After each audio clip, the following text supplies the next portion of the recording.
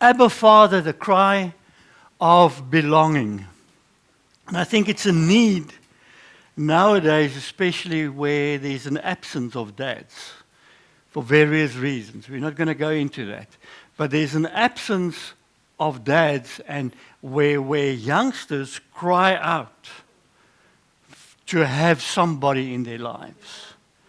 I remember years back I read a story about a bunch of young elephants that was introduced into a certain area of the Kruger National Park. And these youngsters went rampage. They just pushed over trees for no reason. And they caused havoc, to the point where the rangers wanted to shoot them out. And then there was an older ranger that said, no. We need to introduce an older bull to the tribe, or what do you call a bunch of elephants. And so they introduced the bull, and all of a sudden this bull started to dominate. This bull started to show authority and almost dadship. And he started to teach the young bulls what it is to be a man. And all the havoc that they caused stopped because there was order again. So I believe there's a deep cry in every youngster for especially a male figure to embrace and to love and to say, you've got it. When you spoke, Jaco, I remember as a kid at a prysuitdeling where my dad sat and I got some certificate, some prize. And I remember my dad just gave me a thumbs up. And that picture is burned into my mind. So when you spoke about that, I saw that picture again. He said nothing, just a thumbs up. That he endorses it.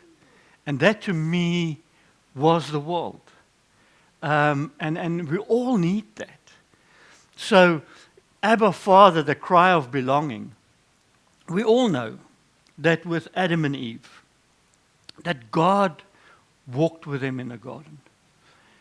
And then Eve ate us out of the garden, and before that happened, they realized that they were naked and they were hiding away. And God had to go and search them out again. But there's this beautiful portion of, and they heard the voice of the Lord walking in the garden in the cool of the day. I mean, how awesome must that have been?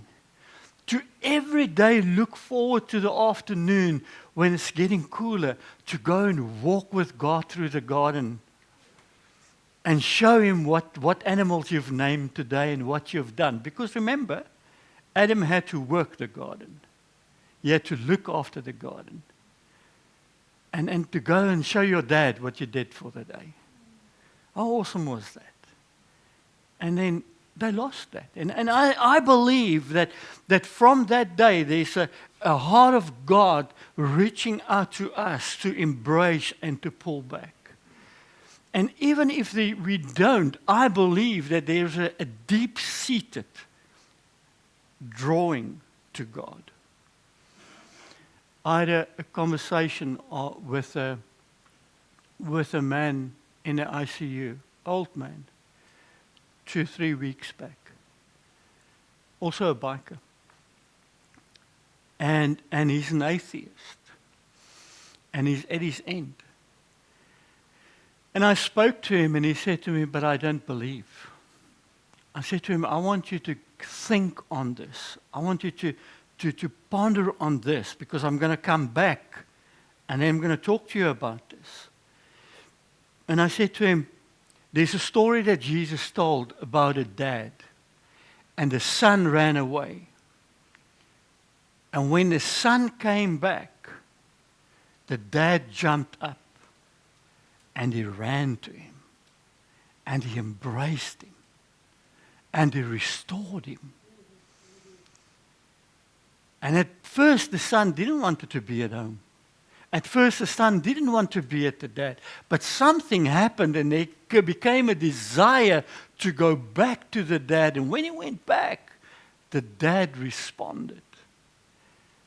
And the tears were running down his cheeks. I will never forget that picture. I believe that there's a deep, inherent longing for our Heavenly Father within all of us. It's when we realize that God is Father that our language of prayer changes. See, to a lot of people, they don't realize that God, creator of the universe, is so intimate that he could be called Dad. Father. Because calling somebody Father means that I'm your son, I'm your daughter. I belong to you. You are mine. I'm yours. So Jesus said in Matthew 36, Abba, Father, all things are possible for you. Remember, remove this cup from me, yet not what I will, but what you will. Now, Abba, Father,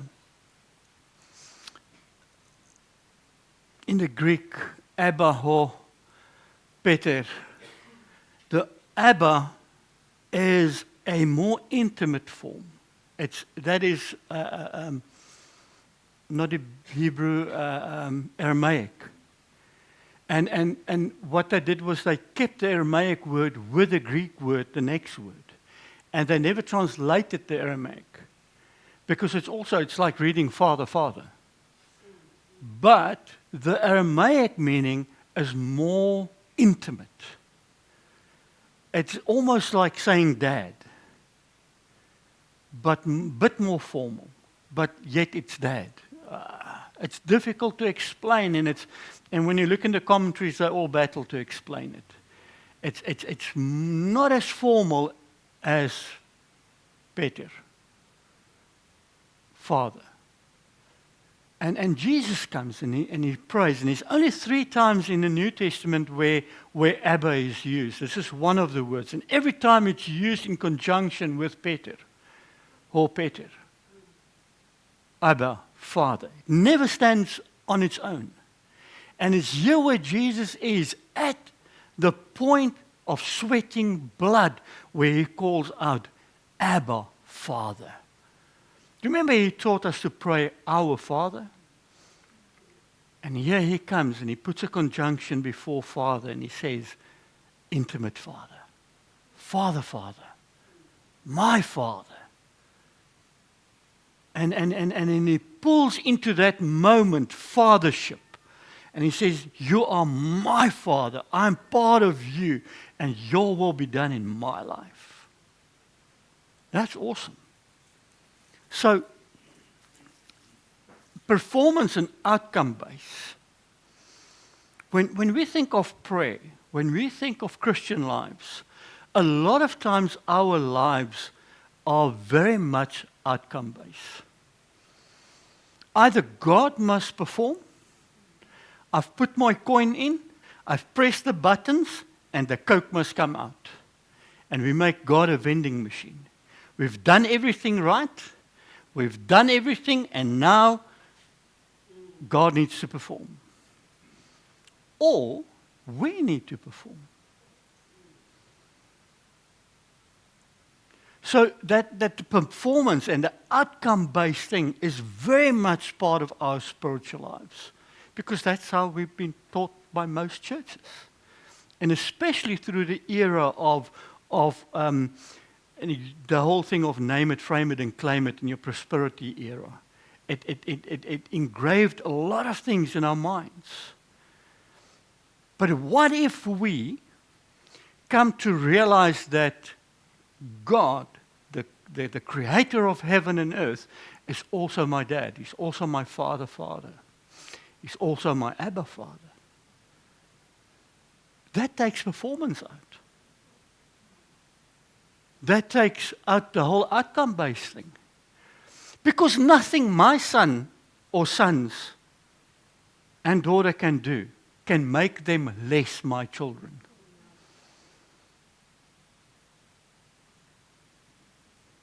They can say whatever. I don't know if you had it, but that door slamming, I hate you.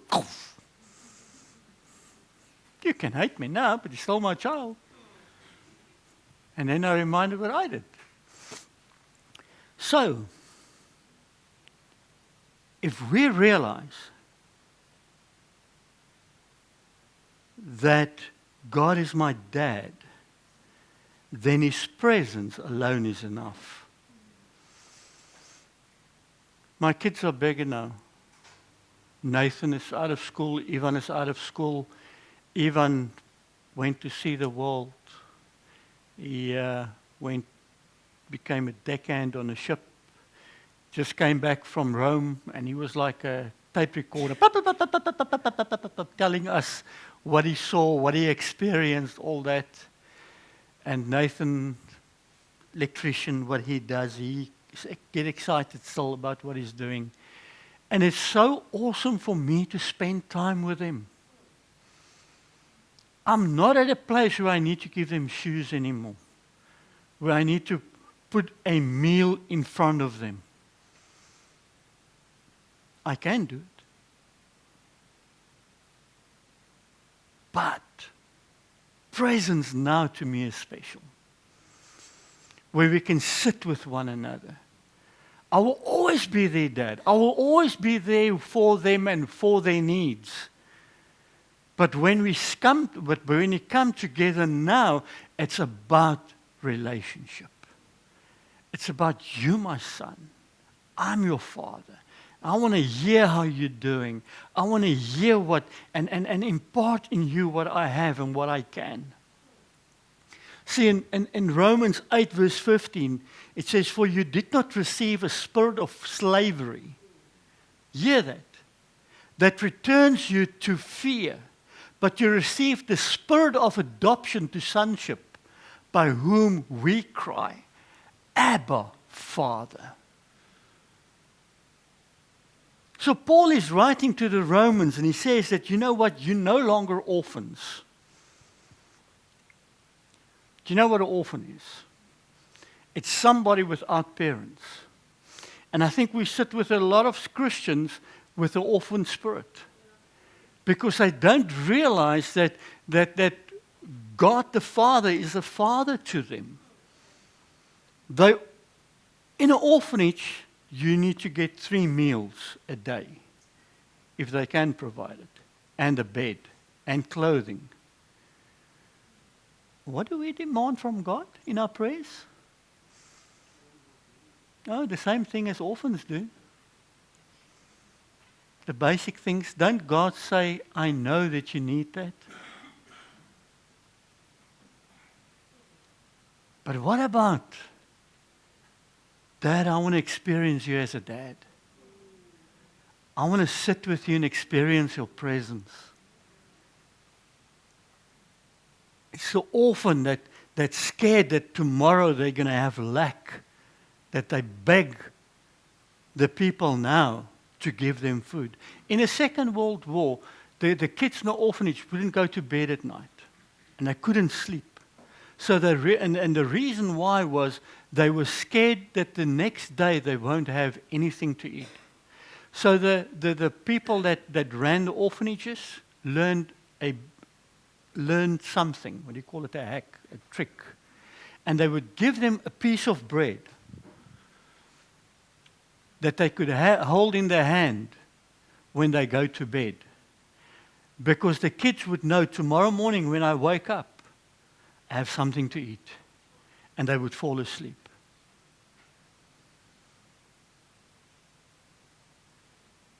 And it's that thing where we come with our orphan spirit, so scared of lack, because Jaco said that we don't trust always. We need to learn to trust. We need to learn to trust not God only as a God, but to trust Him as a dad, as a father.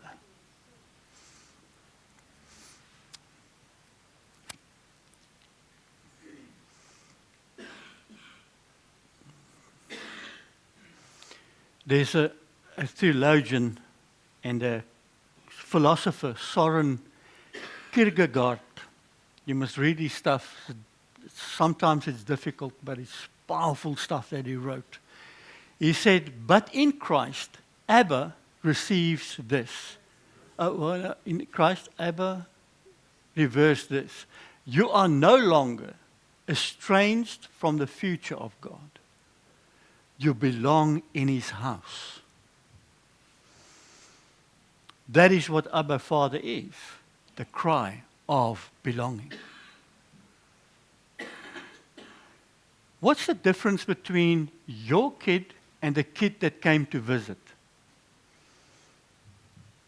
The kid that came to visit eat the same meal as your kid, sit at the same table as your kid, and maybe he sleep over and he watch the same TV and he sleep in the same house. But tomorrow morning the kid goes home and your kid stays. Why? It's your kid. It's your child. And it's this where you belong in his house.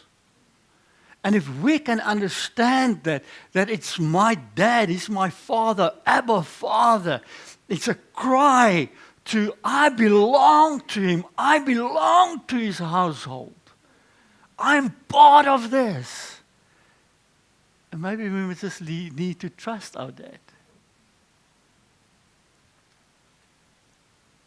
Hear this, and this is beautiful. It says, keep yourself in the love of God. Wait for the mercy of our Lord Jesus Christ that leads to eternal life. And then another translation says, it's a message that says, stay right in the center of God's love. Yaku's translation says, fasten your hearts to the love of God. So Jude wrote and he said that we need to keep ourselves in the love of God. And I want you to make a decision today to say, you know what, it's a willful decision that I want to love him and know that he loves me. I want to stay in his love. I don't have time to carry on with this, but Karl Barth wrote and he said, Jesus loves me, this I know, for the Bible tells me so. It sounds like such a children's song. And then Karl Barth said, he called this the deepest theology for him, driving love to the center of revelation. This is the deepest revelation. It's the deepest theology to a huge theologian that we quote today. Jesus loves me, this I know, for the Bible tells me so. It's the basics that needs to drive us. This man wanted to jump off a bridge in London. And the passers-by grabbed him. Look at this guy here at the bottom. He grabbed him by the legs. The guy there grabbed him by the neck. Some dude had a rope with him. Really, come on. And the crowd just decided, you're not going to jump. And they tied him to the bridge till rescue workers would come. And look at this guy. He looks at him intensively. He looks at him with intent, and I'm sure that he was whispering or saying something to that man. I'm dead sure that he reminded him of the hope that is there to live. Now hear what Kierkegaard said. To love another person is help them to love God. To help the other person is to help them to love God, to find them, to tell them that, jy, jong, jy's nie meer 'n weeskind nie. You've got a dad now. And sometimes I want to tell that to the Christians as well. Because we want to tell it to the unbelievers, but the Christians need to hear it as well, because some of them act as if they don't have a dad. God created out of nothing. Wonderful, you say. Yes, to be sure. But he does what is still more wonderful. He makes saints out of sinners. And that's you and me. That's why I said the three before me preached the sermon. Paul writes and he says, in Christ we are all saints. Nowhere in Scripture it calls a person in Christ a sinner. Bring me that verse. I'll show you in context. It's speaking about a person outside Christ. In Christ, we're no longer sinners, we're saints. So, I want to close with this picture. We know that when Jesus was crucified and he was carrying the cross, Simon carried the cross, remember? Now, when you look at Luke, and it's just, God writes amazing stories, and he gives clues through certain writers. So Luke calls Simon of Cyrene. And then Matthew added a little bit more. Matthew says that he's Simon of Cyrene, who was coming from the country, the father of Alexander and Rufus. So Mark gave a bit more information of who Simon was. Now, from outside biblical sources, we know that Simon got saved and he became a very prominent Christian. It's not in our Bible, it's from outside Bible sources. And he became a very prominent Christian. So the beautiful part of this story is, if somebody would read Simon of Cyrene, it's like, I know that dude. And if they read Simon of Cyrene and his children, Alexander and Rufus, man, I know that dude. I can go and ask him if this story is true. So there was a human factor in the writings of that time that they could cross-reference if it was true. But hear this now. Remember, outside biblical sources, he got saved. If you can give me 5 more minutes. He got saved. And he's the father of Alexander and Rufus. And now Paul is writing to the church of Rome. And like Paul always did, at the end of every book he would give greetings and a doxology, a blessing. And here he writes, he says, greet Rufus, chosen in the Lord, also his mother, who has been mother to me as well. Come on. What happened to Simon had an impact to his children, had an impact on his wife, had an impact on Paul. Because Paul writes and he says, greet Rufus. There's 55 people that he greets in this portion. About 27 of them directly, the others within groups. 55 people. He names Rufus by name and he says, greet Rufus, chosen in the Lord. Also his mother, who has been a mother to me as well. Dads, I want to tell you today, if you hold on to your heavenly dad, if you can come to a place where you say, I am no longer an orphan, I know what my identity is, I am a child of the living God. I am the child of Abba, Father.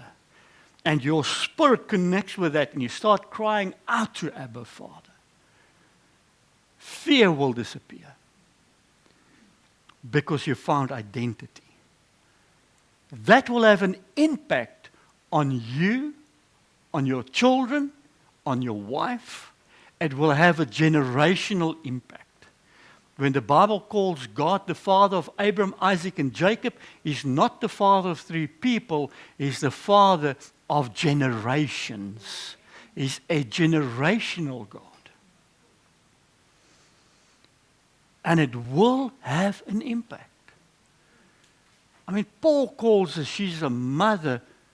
She was like a mother to me.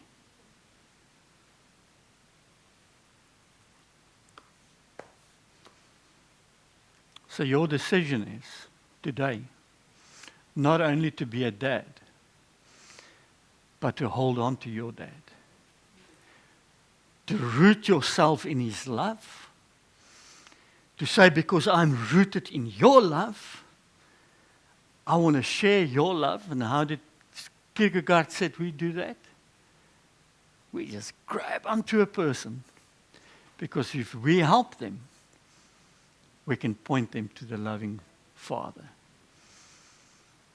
And whatever we do from that position, knowing that we are a dad and rooted in our dad, we have a generational transformation. And I think sometimes we don't even know it. Father, I thank you for every person sitting in this place. I thank you for every person that's here this morning. And Father, I pray, Holy Spirit, that you will come and fill us with the Spirit, with a knowing, men and women this morning, with a knowing that we have an Abba Father. And Father, I pray that your Spirit will connect with our spirit so that our spirit can cry out, Abba, Father, I belong to you. And Father, I pray that that fear will drop right now in Jesus' name. Father, I pray that people will step into freedom, knowing to trust you in Jesus' name. Father, provision is for the Father to look after his children, and therefore we can just give over unto you, knowing that it's going to be there. Father, I pray that you will install in each one of us sitting here today a generational impartation in the natural and spiritual. And I thank you for that. In Jesus' mighty name we pray this. Amen and amen.